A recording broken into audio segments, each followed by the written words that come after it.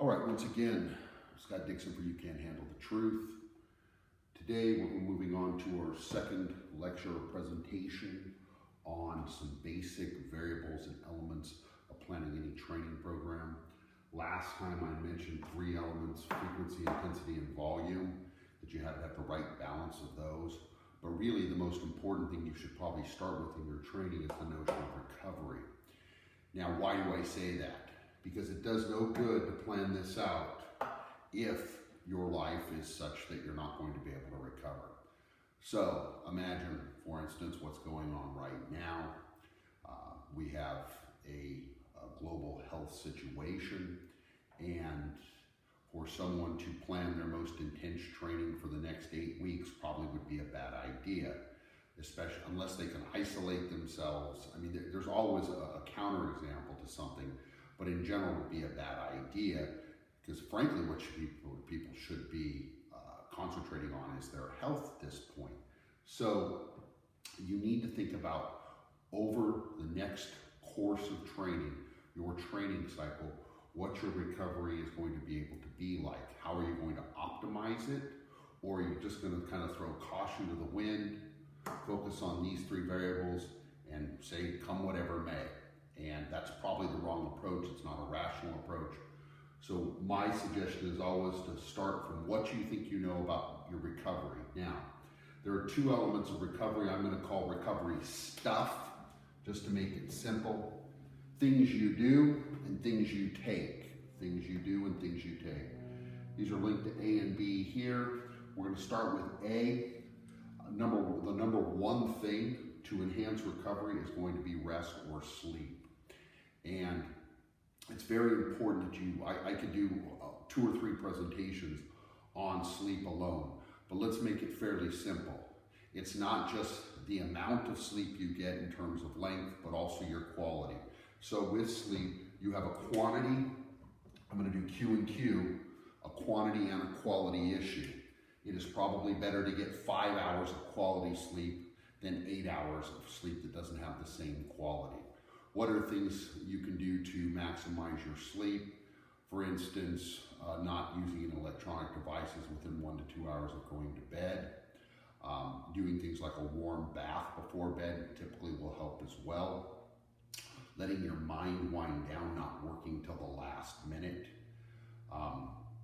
Having a comfortable environment. I know that I sleep better when it's cooler than when it's hot. So things like that will optimize your sleep. We'll also talk a little bit about that when we talk about supplements. Heat and cold, in general, if used properly, will enhance your recovery. For instance, using a hot tub, using a sauna at the appropriate time, using cold for the same reasons. Sometimes,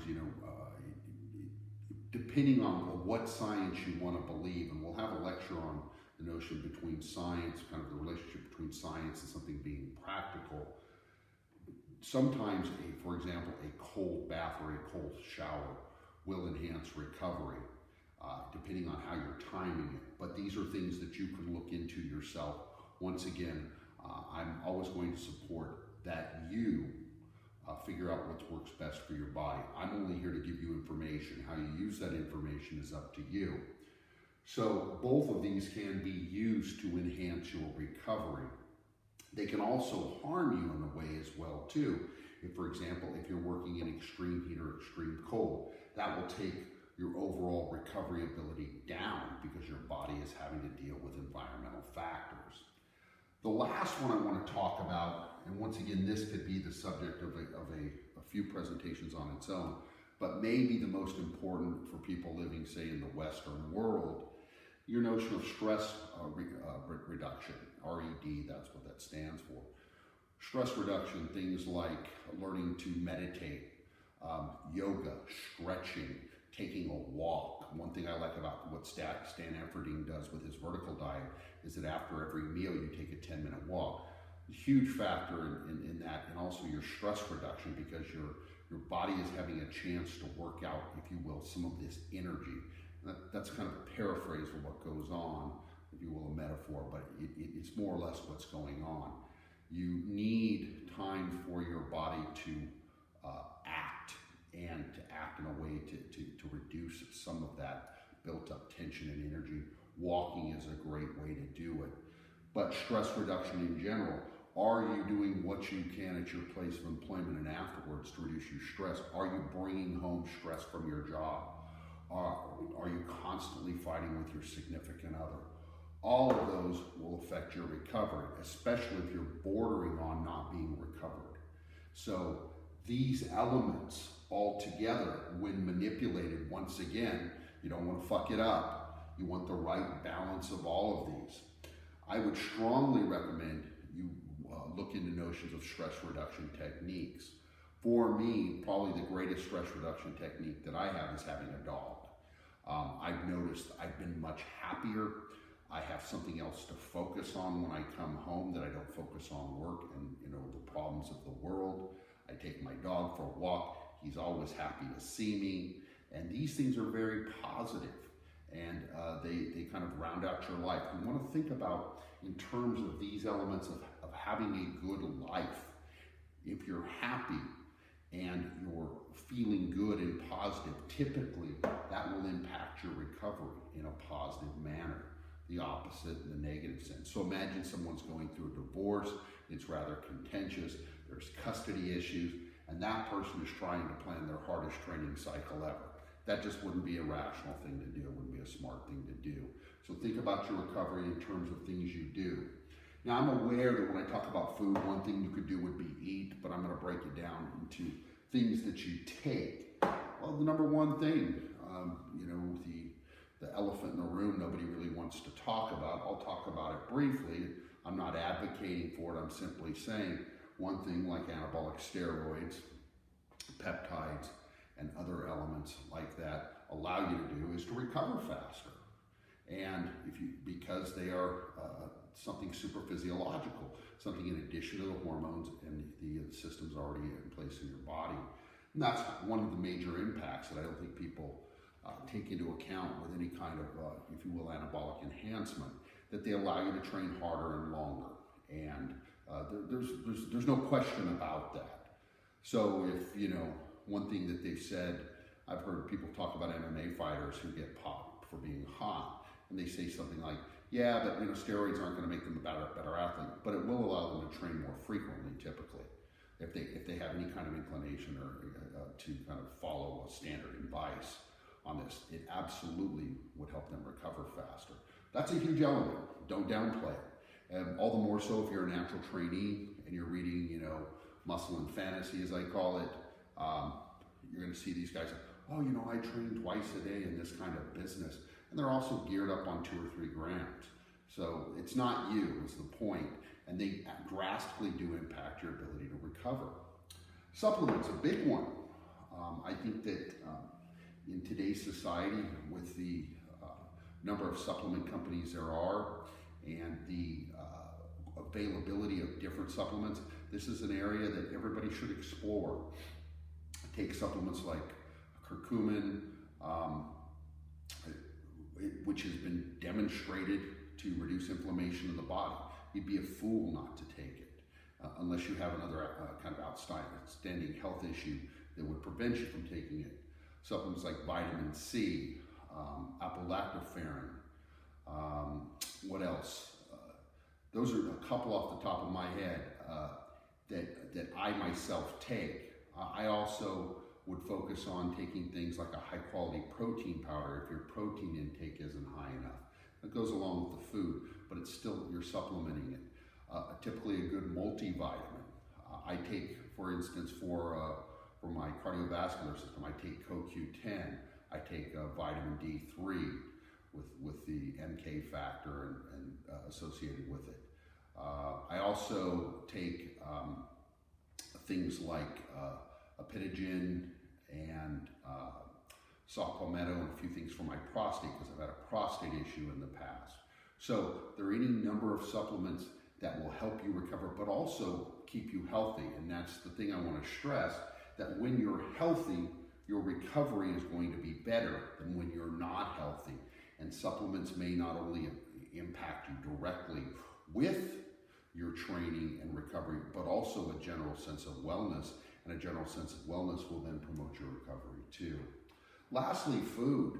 And food is one of the things that once you realize that eating correctly will help your recovery, especially something like Stan Efferding's vertical diet that's built around reducing inflammation in your body. It's a wonderful way to eat if you can do it, and it also has a potential benefit for your overall recovery because your body's not inflamed. Therefore, you're going to recover more more quickly than you would otherwise. If you're eating a lot of fried foods and you're not getting a significant amount of protein and things like that, and a lot of refined carbohydrates, you're probably not going to recover as well as you can. Now, there's also a relationship between these three things, and I could actually add another one too, but we're not going to do that today because I want to keep these fairly short, that there has to be a balance between these. Most people aren't going to take drugs, so we'll take that out. Therefore, you have to have the relationship between these two things. Remember, supplements are just that. They supplement what you take in your diet. Therefore, you should be eating as healthily as you can and eating good quality food. Now, that's not always easy, especially when you're on a limited budget. Nevertheless, as I always tell my clients, the whole goal is to make more good choices than bad choices. More good choices, for example, not eating refined sugar. Unless if you really want some refined sugar, eat it right after your training session when your body has the ability to use it. I also think that depending on your body type, many people don't eat correctly for it. So, for instance, most people would be better off reducing their carb intake and increasing their fat intake. And that kind of flies in the face of a lot of medicine, but or what we would say Western medicine. But if you try it, you will find that it's easier to maintain a lower level of body fat, but also that your recovery will improve. Now, those would also be healthy fats and not trans fatty acids and things like that. So there's a lot to kind of discuss with these ideas, but when you break it down into your recovery stuff, the things you do and the things you take are both under your control to do it. The question is whether you're going to start with this idea, and from this idea, then plan these elements. Because if you say, look, I'm going to commit to getting to sleep, I'm not going to stay up all night gaming or something, or I'm not going to be going to the club, I'm going to adopt whatever measure I can. For example, taking a very hot shower, 3 or 4 hours after my training, maybe initially having a cold one. And also working on stress reduction. I don't typically get along with my boss, for instance, and so someone says, then I will, I'll do what I can. I'll practice meditation, deep breathing. I won't take things personally. That will all impact then how and what you can do with your frequency, intensity, and your volume. And I can kind of keep talking around in a circle with this. If you haven't noticed, that's what's going on here about the last 2 minutes. The same thing can be said here. So imagine someone is getting ready for a bodybuilding competition at this point. They might be limited on the food they can get because of the stores being closed. They go from having access to high quality meat, say at something at Costco, and all of a sudden Costco doesn't have any meat. That's going to change then potentially their recovery, which will then factor into how they plan these things out. Now, you can, I want to make a very, very obvious point that it may not be as obvious to you as it is to me. You can overanalyze all this shit and try to get it down to the micro details. That's not the point of me starting off with these first 2 lectures. My point is that these are the basic, what you might call the meta ideas. And the meta ideas have to be in place for you then to start planning, say, your exercise choice, your repetition speed, your rest periods, maybe your repetition type. Are you doing 1.5s, for instance? There's all sorts of things that then start factoring in later. Have the big picture planned out to start with, then we can work on the details. So I'm going to kind of stop with the recovery business. In the next presentation, I'm going to go back and start talking a little bit more about these things, the FIU again, but now it's going to be FIU or FIVR. Those are going to be our basic concepts, and we'll just change it to fiver. Our fiver is basically going to be what we have to focus on to have an effective training program and to have results.